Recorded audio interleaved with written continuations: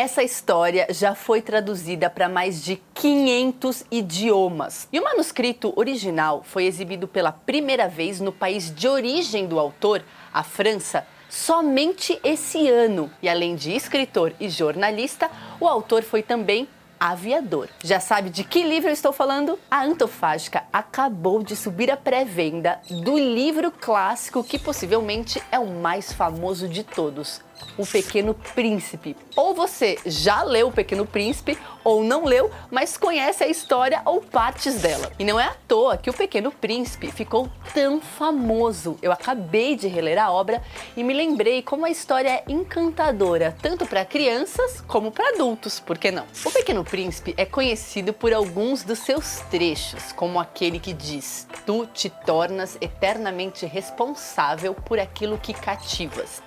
Mas acontece que essa obra é muito mais do que frases edificantes, e no vídeo de hoje eu vou te mostrar tudo isso.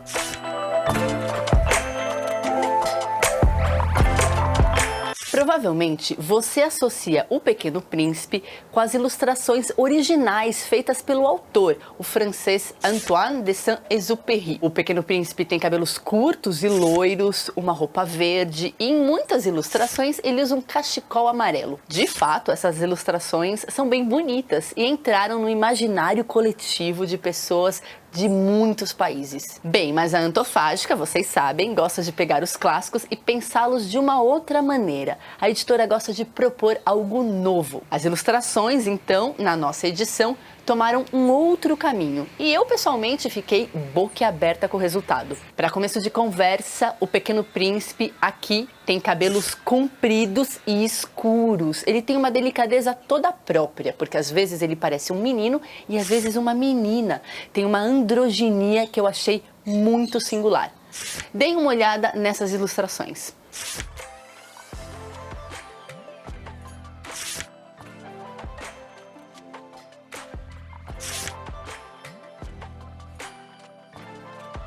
A artista que imaginou O Pequeno Príncipe dessa maneira foi a Luca Faggi, e quando eu descobri que seria ela a artista do livro, eu fiquei muito curiosa, porque a Luca Faggi, junto com seu irmão, desenhou 3 graphic novels da Turma da Mônica que são lindíssimas. Eu tô falando de Laços, Lições e Lembranças. E Lições, especificamente, eu acho uma das coisas mais legais do universo do Maurício de Souza, que me marcou, assim como eu imagino deve ter marcado muitos de vocês. O filme, então, que foi baseado na graphic novel, me fez derramar baldes de lágrimas. Então, assim, gente, O Pequeno Príncipe com ilustrações da Luca Faggi é realmente algo muito especial. Eu falei das ilustrações, mas a tradução também é bem especial. Foi feita pela Heloísa Yan, uma tradutora e editora bem importante e querida no meio editorial, que infelizmente faleceu há pouco tempo, no dia 26 de junho. Além de traduzir autores clássicos e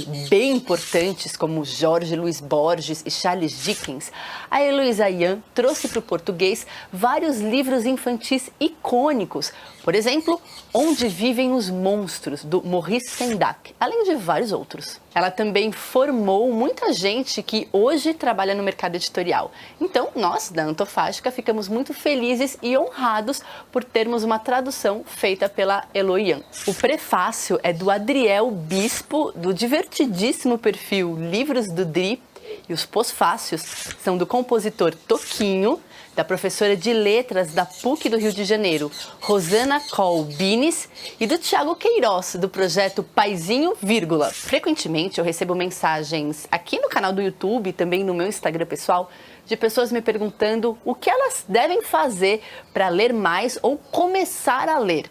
Bom, O Pequeno Príncipe, se esse é o seu caso, é a obra ideal. Eu tenho quase certeza que você vai gostar do Pequeno Príncipe, porque além de ser um livro fácil de ler, é muito difícil não apreciar algumas das reflexões que a obra traz. Muita gente conhece a essência da história.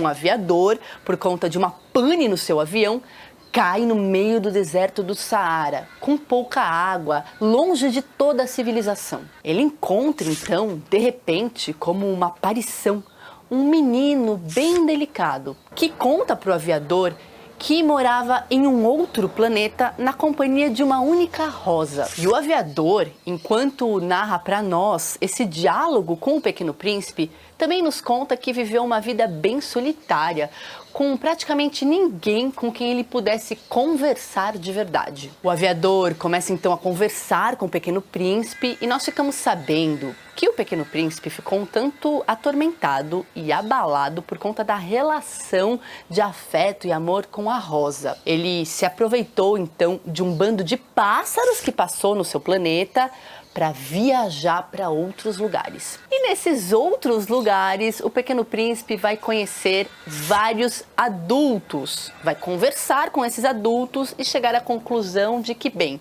adultos são um tanto esquisitos. Muitos deles parecem reduzidos às suas funções, como o astrônomo, o geógrafo e o homem de negócios. O Pequeno Príncipe é uma fábula com muitos momentos de delicadeza que mostram como os adultos muitas vezes têm a imaginação atrofiada e se fecham completamente para o que existe de misterioso no mundo, porque eles estão muito preocupados com seus números, seus fuzis e seus trabalhos. O sétimo e último planeta visitado pelo Pequeno Príncipe é o nosso, o planeta Terra. Na Terra, ele encontra várias rosas bem parecidas com aquela rosa que ele amou e deixou no seu planeta natal. Nesse ponto, o Pequeno Príncipe vai entender melhor os seus próprios sentimentos. Talvez tudo isso que eu tenha contado até agora não seja nenhuma novidade para vocês. Mas vocês sabiam que a história foi baseada em fatos reais? O cenário desértico do livro deriva da própria experiência do autor, Antoine de Saint-Exupéry, que foi aviador e que em 1935 ficou perdido por quase uma semana no deserto da Arábia. A solidão que ele sentiu, o medo da morte e até algumas alucinações serviram de material para ele criar a história. E há quem diga que a história de amor um pouco perturbada entre o Pequeno Príncipe e a rosa deriva da história de amor tempestuosa de Antoine de Saint-Exupéry e sua esposa, Consuelo. Só que para além da mensagem sobre entender melhor as próprias emoções e a história de amor do Pequeno Príncipe com a rosa, eu acho que um dos pontos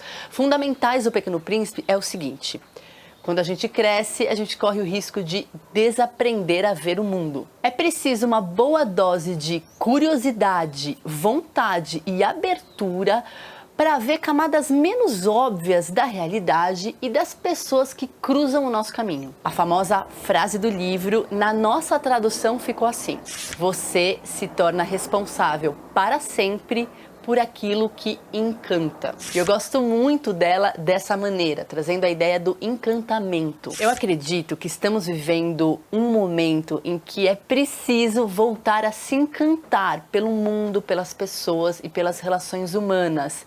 Eu sei, parece difícil, mas não é impossível, porque sem um pouco desse encantamento, o dia a dia fica muito árido. Eu quero saber se você concorda comigo nesse ponto. Me conta aqui embaixo se o encantamento, de alguma maneira, é importante para você na sua vida. E para terminar, lembrando mais uma vez, porque nunca é demais, o livro está em pré-venda com o valor promocional de R$ 34,95. Quero te convidar para seguir a Antofágica no Instagram e também o meu perfil pessoal, o Liv Piccolo, onde eu sempre compartilho minhas leituras e meus estudos. E a gente se vê na próxima quinta-feira com mais um vídeo. Tchau!